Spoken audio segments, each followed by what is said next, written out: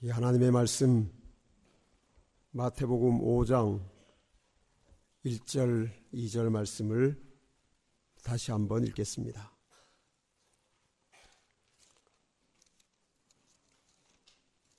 마태복음 5장 1절 2절입니다. 예수께서 무리를 보시고 산에 올라가 앉으시니 제자들이 나아온지라 입을 열어 가르쳐 가라사대. 입을 열어 가르쳐 가라사대.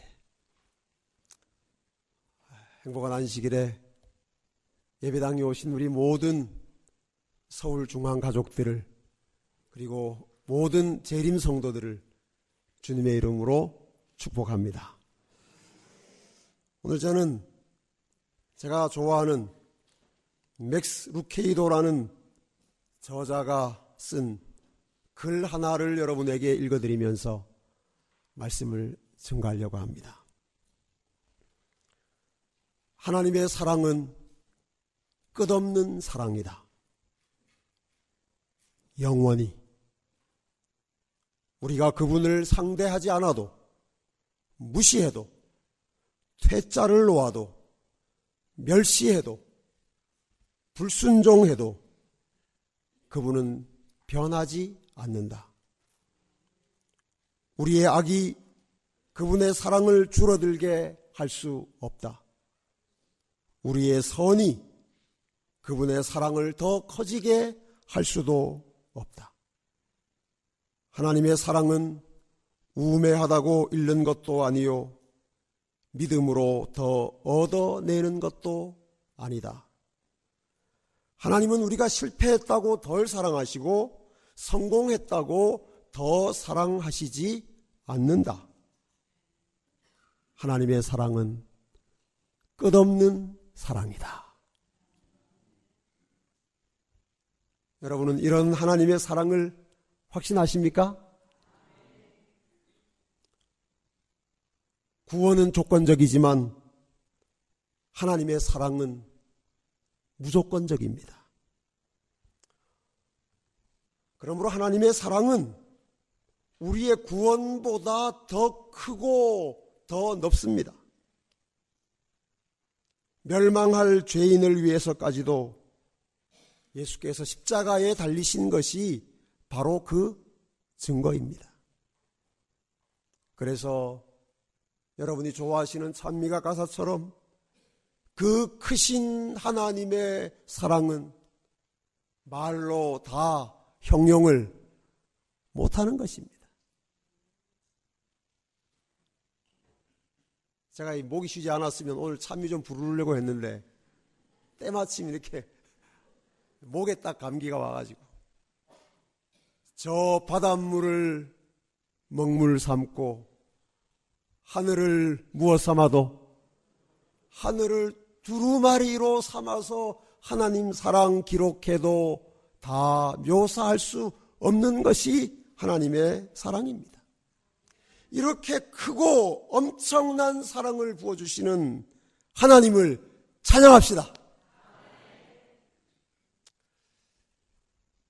이러한 하나님의 사랑을 가장 많이 닮은 것이 부모의 사랑입니다. 물론 이 시대에는 부모의 사랑도 많이 왜곡되고 변질돼서 부모가 자식을 통해서 자기의 욕심, 이기심 채우려는 경우도 많이 있지만 그래도 하나님의 사랑을 가장 잘 표현해낼 수 있는 것이 부모의 사랑입니다. 저는 저의 첫째 아이 명현이가 태어나던 날을 기억합니다. 12시간의 상고 끝에 이제 아이가 태어났어요.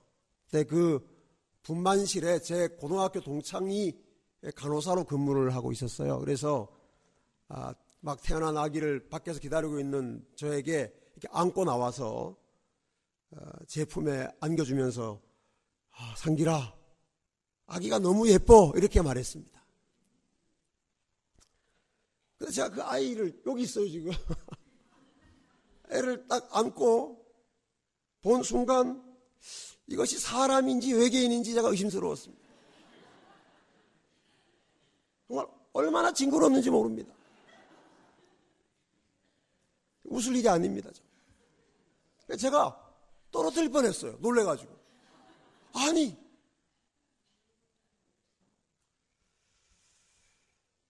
그런데 여러분, 신기한 일이 일어났습니다. 아주 짧은 시간 동안 안고 있었을 뿐인데 아이의 모습이 바뀌는 것입니다. 믿어지십니까? 너무나 사랑스럽고 예쁜 얼굴로 변했습니다. 그리고 곧 이어서 세상에서 가장 예쁘고 사랑스러운 아기가 되었습니다. 무슨 요술이 일어난 것이 아니라 제가 아버지라는 사실을 깨닫게 된 것입니다. 그러니까 똑같은 아이인데 전혀 달라진 거예요. 세상에서 제일 예쁜 아기가 됐어요. 외계인처럼 보이던 아기가. 그 후로도 지금까지 저는 명년이만큼 예쁜 아기를 본 적이 없습니다. 대단히 미안하지만. 근데 여러분도 다 그러시지 않았습니까? 오죽하면 고슴도치도 제 새끼는 예쁘고 제 자식은 눈이 뒤에 달려도 사랑스럽다는 말이 있겠습니까? 그것이 부모의 사랑입니다. 예쁘게 생겨서 사랑하는 것이 아니고 예쁜 짓을 해서 사랑하는 것도 아닙니다. 하는 짓이라고는 울고 먹고 자고 싸고 하는 것밖에 없는데 정말 사랑하는 것입니다. 다른 사람 눈에는 평범하기 그지없는데 부모는 굳이 미스 코리아감이라고 호들갑을 떱니다. 왜냐하면 부모의 사랑이 하나님의 사랑을 닮았기 때문입니다. 있는 그대로 하시는 하나님의 사랑입니다. 그런데 이런 부모에게 아주 심각한 일이 일어날 수가 있어요.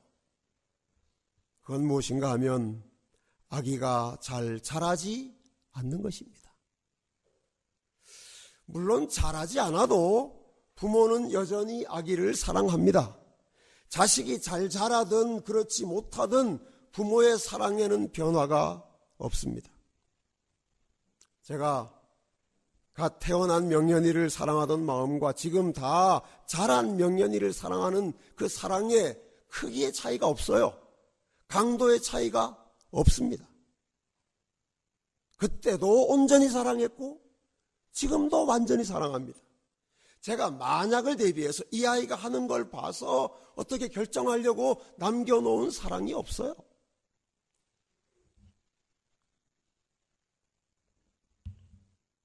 하지만 자라지 않는 아이는 부모의 마음을 슬프게 합니다. 사랑하는데 슬퍼요. 아픕니다. 태어나기는 했는데 자라지 않거나 자라기는 하지만 너무 더디게 자란다면 부모의 마음은 아픈 것입니다. 슬픈 겁니다. 그런다고 사랑이 없어지는 것은 아니지만 작아지는 것은 아니지만 그런 자녀를 바라보는 부모의 슬픔과 안타까움은 다른 어떤 것으로도 해결되지 않는 것입니다. 여러분, 하나님의 자녀로 태어난 우리가 자라나지 않는 것만큼 하나님을 슬프시게 하는 방법이 또 없습니다. 다시 말씀드리지만 우리가 잘 자라든 자라지 않든 하나님의 사랑에는 변함이 없지만 우리가 영적으로 잘 성장하고 성숙하면 하나님은 너무너무 기뻐하시는 거예요. 우리 자녀들이 잘 자라는 것이 우리의 기쁨이고 자랑인 것처럼 하나님의 자녀들이 영적으로 성장하고 성숙하는 것은 하나님의 가장 큰 기쁨이고 하나님의 자랑입니다. 여러분, 하나님을 기쁘시게 하는 하나님의 자녀들이 되시길 바랍니다.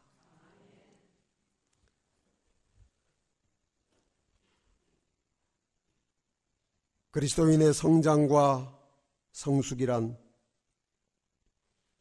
예수님을 닮는 것입니다. 지난 안식일에 말씀드린 것처럼 하나님은 우리가 예수님처럼 되기를 원하십니다.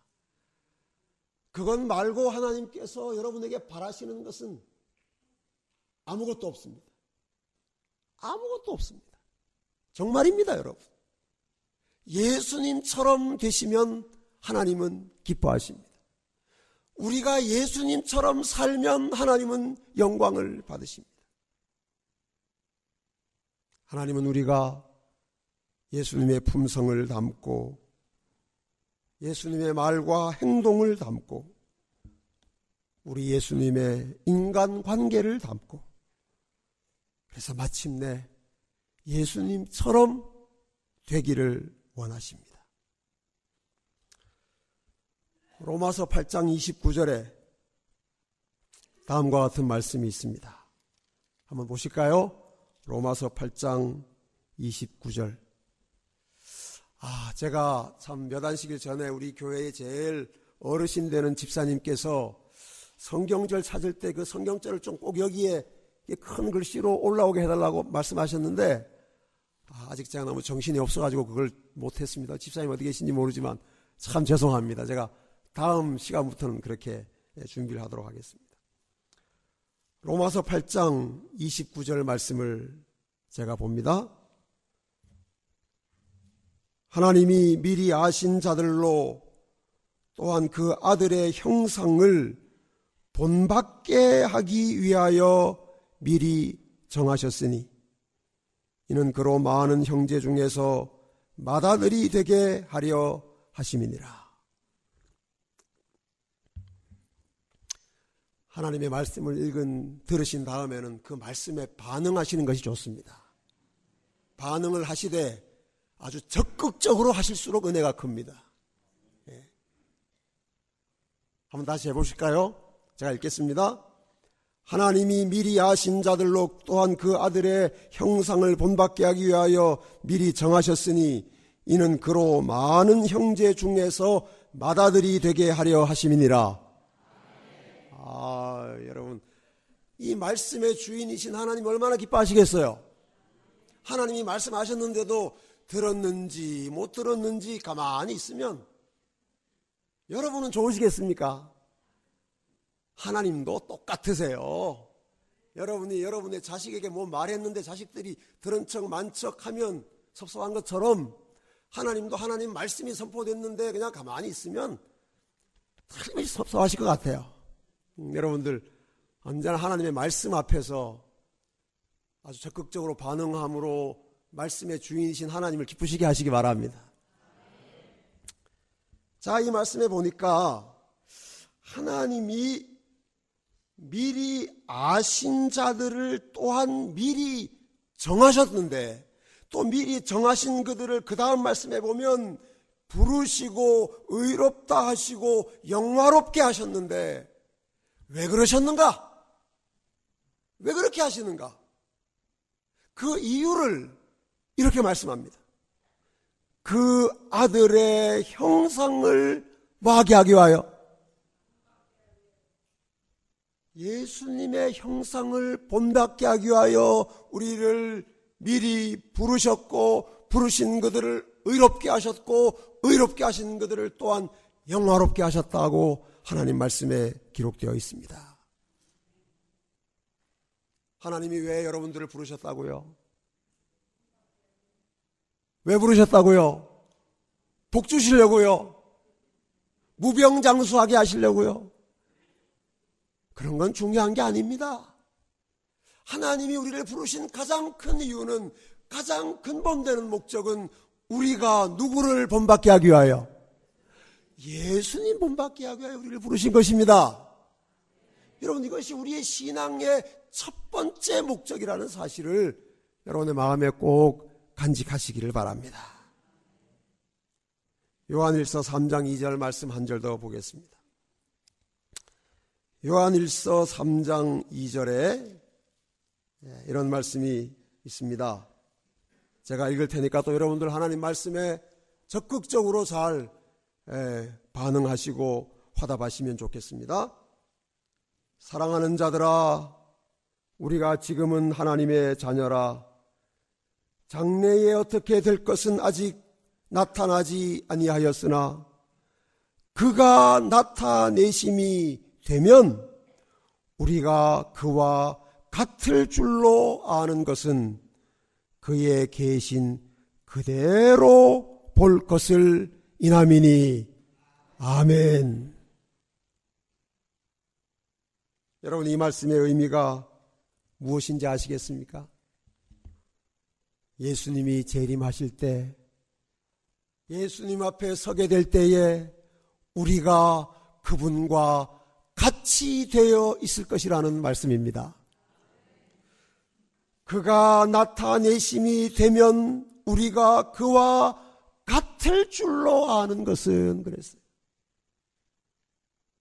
예수님의 재림 때에 그분 앞에 서는 사람은 어떤 사람인가? 예수님처럼 된 사람들이에요. 그와 같이 된 사람이 그분 앞에 서는 것입니다.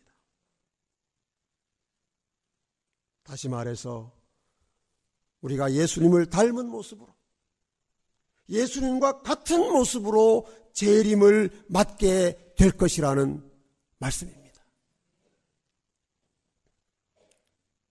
그러므로 재림을 준비한다고 하는 게 뭐냐? 뭐 복잡하게 말할 거 없습니다. 누구를 닮는 거예요? 예수님 닮는 거예요. 주와 같이 되기를 내가 심히 원하니 온유하고 겸손한 주를 보게 하옵소서. 예수님 닮는 거예요. 예수님처럼 사는 것입니다. 그래서 우리는 예수님을 닮는 사람이 되어야 합니다.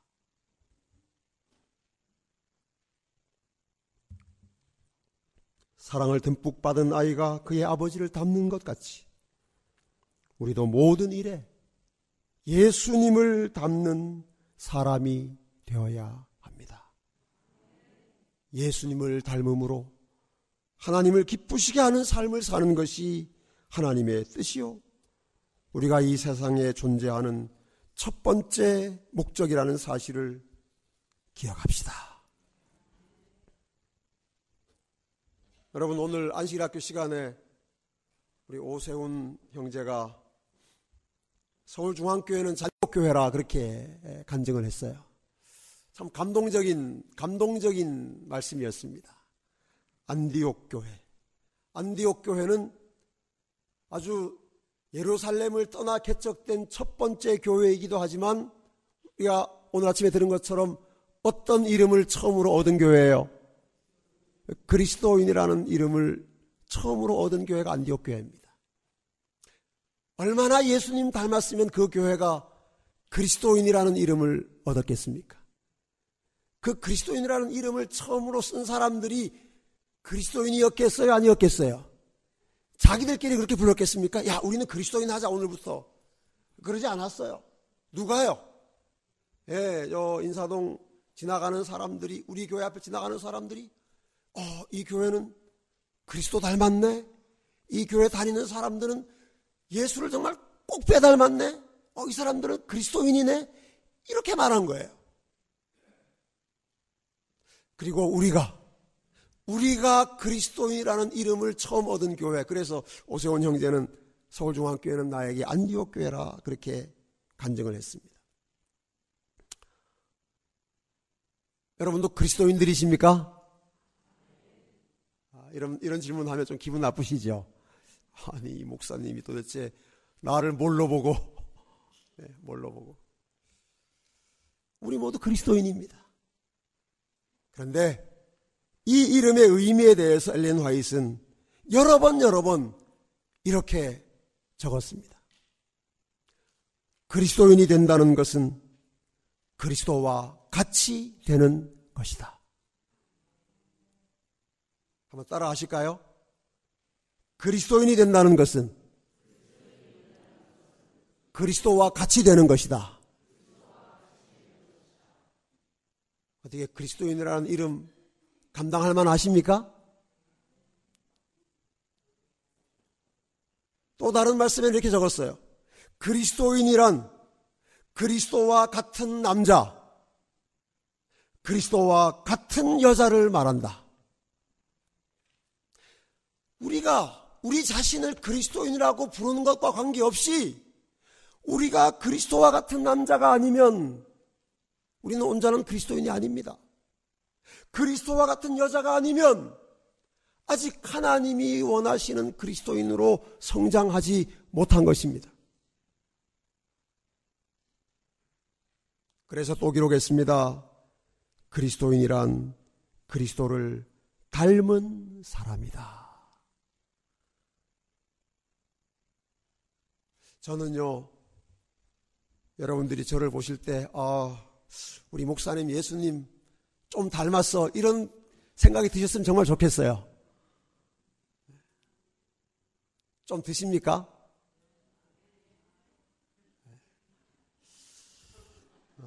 참 실망스럽습니다. 한 1년쯤 있다가 다시 여쭤봐야 되겠어요.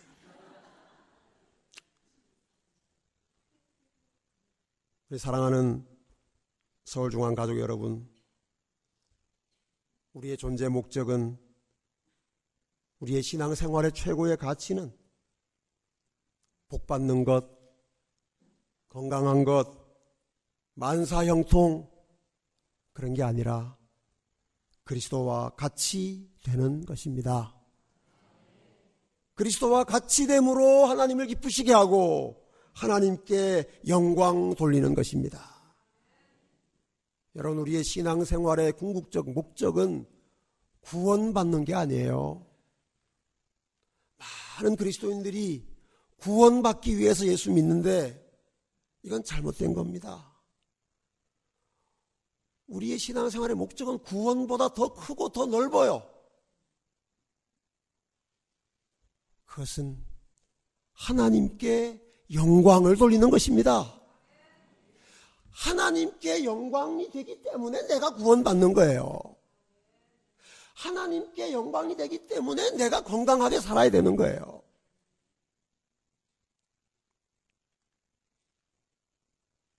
나의 기쁨이 아니라 하나님의 기쁨, 나의 만족이 아니라 하나님의 만족, 이것이 우리의 신앙입니다.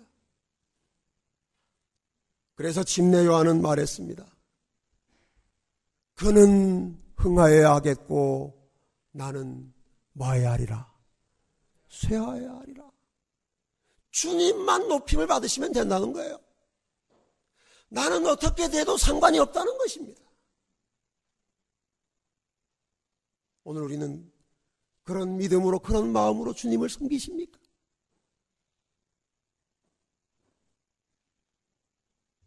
우리가 자주 부르는 찬미 중에 오직 주만 높임을 받으시고 하는 찬미가 있습니다.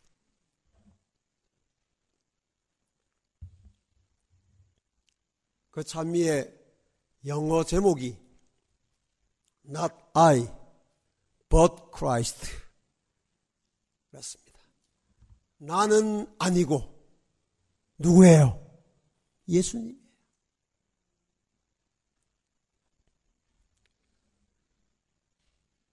그러므로 우리가 예수님을 닮은 참된 그리스도인이 되어야 하는 이유는 더 많은 복을 받기 위해서가 아니라 그것이 하나님을 기쁘시게 하는 일이 되기 때문입니다. 그래서 우리는 먹든지 마시든지 무엇을 하든지 다 하나님의 영광을 위해서 해야 하는 것입니다. 우리가 건강함으로 하나님을 기쁘시게 할 수도 있고 병든 몸으로도 하나님을 기쁘시게 할 수 있다는 사실을 아시기 바랍니다. 많은 재물의 넉넉함으로 하나님을 섬길 수도 있지만 한 푼 없는 가난함으로도 하나님을 섬길 수 있는 것이에요. 내가 어떻게 되든지 하나님을 기쁘시게 하고 하나님께 영광 돌리는 것이 우리의 존재, 우리의 신앙, 우리의 삶의 목적이라는 사실을 기억하시고 오직 주만 높이는 우리 서울중앙 성도들 되시기를 간절히 바랍니다. 앞으로 산상수훈의 팔복의 말씀을 공부하는 동안 저는 여러분들이 이 사실을 절대 잊지 않으셨으면 좋겠어요.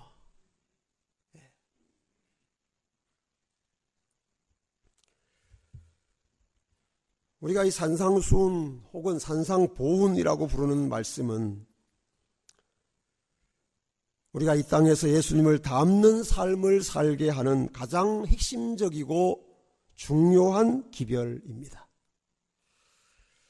예수께서는 산상수훈을 통해서 우리가 어떻게 예수님을 따라갈 수 있는지 또 어떻게 예수님을 닮을 수 있는지를 말씀하신 것입니다. 성경의 모든 기별이 우리로 하여금 예수님 닮기를 요구하지만 산상수훈은 가장 실제적이고 구체적으로 우리가 예수님을 닮고 또 하나님의 성품에 참여할 수 있는 길을 보여주고 있습니다. 산상수훈은 예수님의 3년 반의 공생의 기간의 중간쯤에 하신 말씀입니다. 우리가 마태복음 읽으면 바로 마태복음 5장부터 산상수훈이 나오기 때문에 예수께서 그냥 공생애 시작하시자마자 이 말씀 하셨는 것으로 착각하는 분들이 많이 있는데 그렇지 않고 예수께서 제자들을 다 부르시고 유대와 갈릴리에서 봉사를 하신 다음에 그 공생의 중간 지점인 서기 29년 늦여름경에 이 말씀을 하신 것으로 우리가 성경의 여러 기록들을 통해서 확인을 할 수가 있습니다. 그 전날 밤에 예수께서는 하나님 나라를 위한 조직을 세우시고 또 천국의 법을 공포할 계획을 세우신 다음에 산에 가셔서 밤새도록 기도하신 다음에 드디어 제자들을 부르셨어요. 지금까지는 여러 제자들을 부르셨지만 그들을 특별히 구별하신 것이 아니었어요. 12제자가 특별히 구별된 것이 바로 그 예수께서 산상수훈의 말씀을 하시던 그날입니다.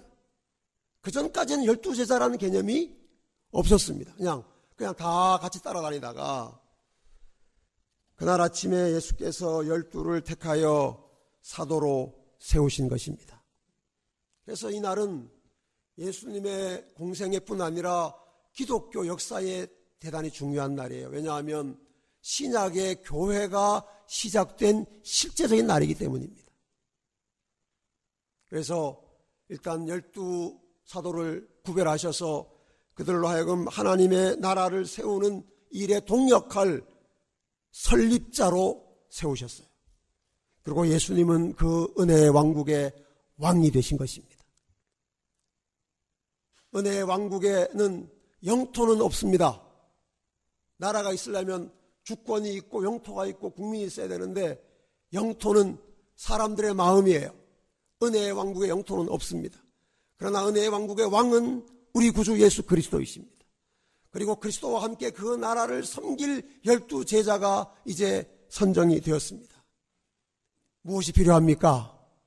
그 나라를 다스릴 법이 공포되어야 하는 것입니다.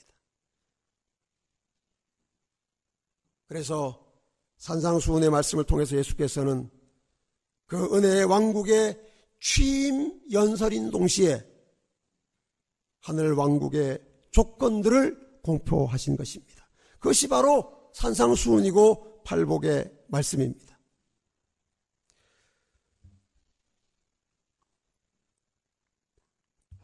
그래서 이 산상수훈은 그리스도인의 신앙과 삶의 본질을 선포하신 말씀으로서 하늘 백성의 자격과 하늘 백성의 삶을 우리에게 보여주는 말씀입니다. 하늘 백성의 자격은 팔복이에요.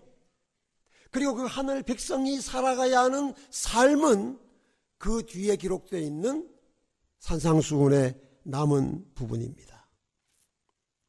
즉, 이 말씀은 하늘 백성은 어떤 사람인가 하는 질문과 하늘 백성은 어떻게 살아야 하는가에 대한 해답을 우리에게 제시하고 있습니다. 그런 점에서 본다면 팔복은 산상수훈의 기초이기도 하고 또 출발점이기도 합니다. 왜냐하면 하늘 백성이 되어야 하늘 백성의 삶을 살 수 있기 때문입니다. 여러분, 김치 잘 먹는다고 한국 사람 되는 건 아니죠? 그렇지 않습니까? 한국말 잘한다고 해서 그 사람 한국 사람인 것도 아닙니다. 한국 사람처럼 생겼다고 해서 한국 사람도 아니에요. 한국 사람이 돼야 한국 사람입니다. 그렇지 않습니까? 하나님 백성도 마찬가지입니다. 하나님처럼 살기 때문에 하나님 백성인 건 아닙니다. 사람들은 오해하고 착각할 수 있어요. 야, 저 사람 저렇게 하는 거 보니까 하나님 백성인가 봐. 그러나 하나님 나라에 태어나야 하나님 백성이에요. 하늘 백성이 되지 못하고 하늘 백성의 삶을 살려고 노력한 사람들이 있습니다. 그 사람들이 누군가 하면 바리새인들이에요. 얼마나 열심히 노력했는지 몰라요. 하늘 백성 되려고. 그래서 막 수백 가지의 율법을 만들어서 악착같이 지켰습니다. 근데 예수님께서 그 사람들에게 뭐라고 하셨는가 하면 내가 너희를 도무지 모르겠다 그렇게 하셨어요. 모르겠다. 왜 그러셨을까요? 한 일만 보면 넉넉히 하늘에 들어가도 남을 사람들인데 예수님께서 모르겠다 그러셨어요. 왜냐하면 그들이 하늘 백성이 되지 못하고 하늘 백성이 하는 일만 하려고 애를 썼기 때문입니다. 우리 서울중앙교회에 그런 분은 아무도 없어야 되겠습니다. 하늘 백성이 돼야 돼요. 그래서 우리가 산상수훈의 팔복을 통해서 하나님은 우리가 어떤 사람이 되기를 원하시는지를 먼저 살펴본 다음에 하나님이 원하시는 삶을 함께 살아가야 하는 것입니다. 그래서 오늘 이제 제가 이 산상수훈의 마태복음 5장 1절 2절 말씀을 다시 읽었습니다. 이 말씀은 산상수훈의 수훈으로 들어가는 문과 같은 말씀이에요. 다시 보실까요? 마태복음 5장 1절 2절 말씀 한 번 더 읽겠습니다. 예수께서 무리를 보시고 산에 올라가 앉으시니 제자들이 나온지라 입을 열어 가르쳐 가라사대. 이 말씀을 통해서 우리는 산상수훈의 세 가지 중요한 특징을 발견할 수 있습니다. 첫째, 산상수훈은 예수께서 산에 올라가 가르치신 말씀입니다. 여러분, 그 말씀 앞에 보면 허다한 수많은 병자들이 예수님 말씀을 듣기 위하여 몰려왔는데 예수께서 평지에서 사람들이 가기 쉬운 거리에서 이 말씀을 가르치지 않으시고 어디로 가셨어요? 산으로 올라가셨어요. 왜 그러셨을까요?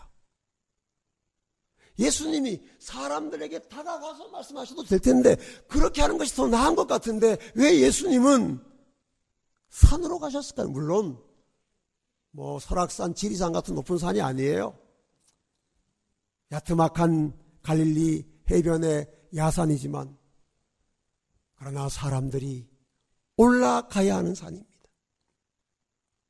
왜 예수께서는 하나님의 나라의 법을, 하나님 백성의 특징을, 하나님 백성의 삶의 원칙을 거리에서가 아니라 산에서 말씀하셨을까요?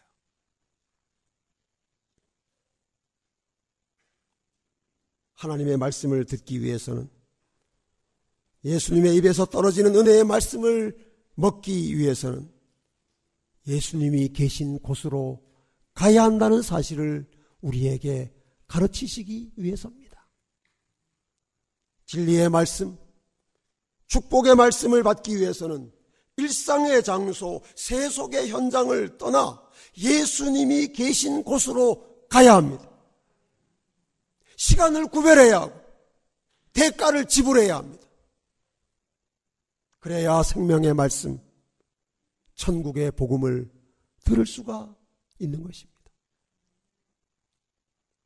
저는 우리 서울중앙교회 가족들이 날마다 예수님의 말씀을 듣기 위하여 산으로 올라가는 믿음의 성도들이 되시기를 소망합니다. 어쩌다가 들려오는 이야기를 듣고 만족하는 것이 아니라 내가 그 말씀을 향하여 간절한 마음으로 나가는 삶을 삶으로 우리의 심령에 강력하게 말씀하시는 성령의 음성을 들으면서 살아가시기를 바랍니다. 하루라도 여러분의 삶에서 하나님의 음성을 듣기 위하여 시간과 공간을 구별하지 않고 지나가는 헛된 날들이 없기를 바랍니다.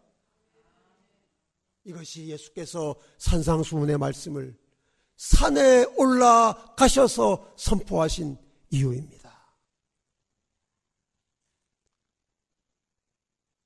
저는 화요일 또 안식일 환영예배, 안식일 예배 시간에 여러분들이 예배당으로 오시는 모습을 볼 때마다 너무나 큰 은혜와 감동을 받습니다. 아직 실감을 잘 못하지만 주소록에 보면 여러분들이 얼마나 멀리에서 오시는지 제가 알기 때문입니다.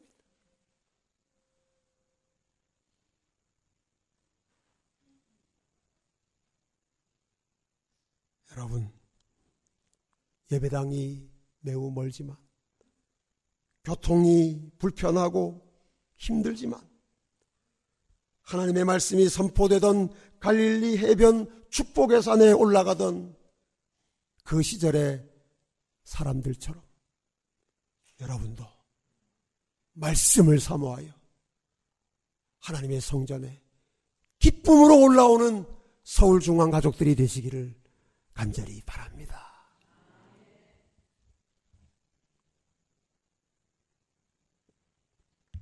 두 번째로 산상수훈은 예수께서 앉아서 가르치신 말씀입니다.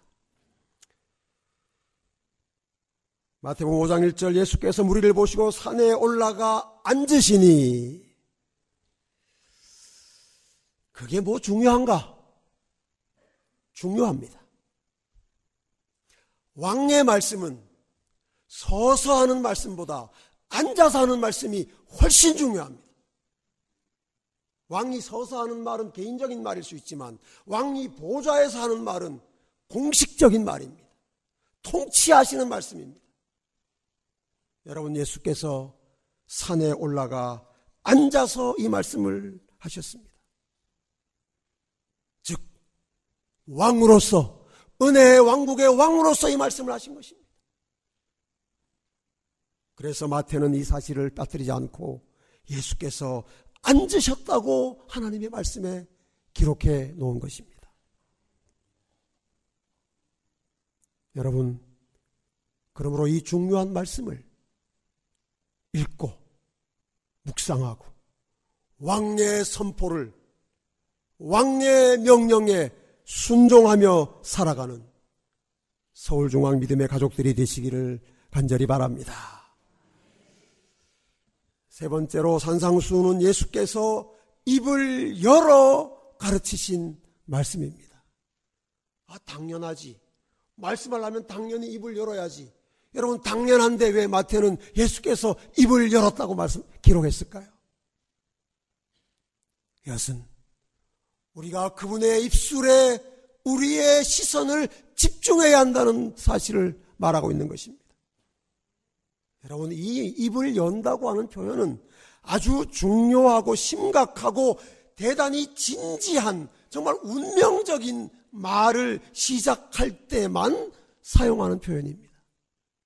그냥 일상적인 농담 이야기할 때 입을 열어 그렇게 하지 않아요. 그러므로 우리는 이 말씀의 어떤 부분이라도 외면하거나 거절해서는 안 되는 것입니다. 왕의 입에서 나온 말씀이기 때문입니다. 하나님 말씀하시기를 내 입에서 나가는 말은 한마디도 땅에 떨어지지 않는다고 하셨잖아요. 다 받아 먹으시기 바랍니다. 산상수훈의 말씀이 선포되는 동안 예수님의 음성을 직접 듣는 감격과 기쁨이 우리 서울중앙교회에 충만하기를 주님의 이름으로 축원합니다. 오늘 말씀을 마치면서 다시 한번 강조합니다. 신앙생활의 절대 가치는 예수님을 닮는 것입니다. 예수님을 만나고 알아가고 따라가는 결과는 예수님을 닮는 사람이 되는 것입니다. 그리스도인이란 그리스도를 닮은 사람입니다. 말씀 연구하는 것, 기도하는 것, 예배드리는 것, 사랑하고 봉사하는 것, 이 다 예수님 닮기 위한 것입니다. 우리의 하루하루는 예수님을 닮아갈 때에만 의미가 있습니다. 다가오는 한 주일 동안에도 날마다 예수님을 닮아가는, 그래서 하나님을 기쁘시게 하고 하나님께 영광 돌리는 서울중앙 가족 되시기를 주님의 이름으로 축복합니다. 사랑하는 주님, 우리 서울중앙 가족들 새로운 한 주일 살 동안 예수님 많이 닮고 오늘보다 더 예수님 닮은 모습으로 만나서 다음 안식일에 경배와 찬양 올리게 하여 주시옵기를 예수님 이름으로 기도합니다.